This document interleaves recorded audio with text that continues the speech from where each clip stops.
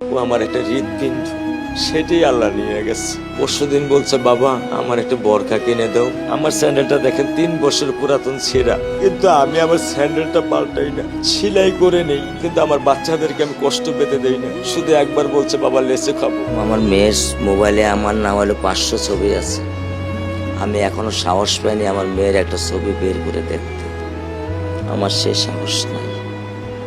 আমি সে সাহস হারাই ফেলছি, কারণ ও আমার ছিল হৃৎপিণ্ড।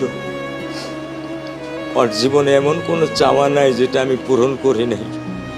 পরশুদিন বলছে, বাবা আমার একটা বরখা কিনে দাও।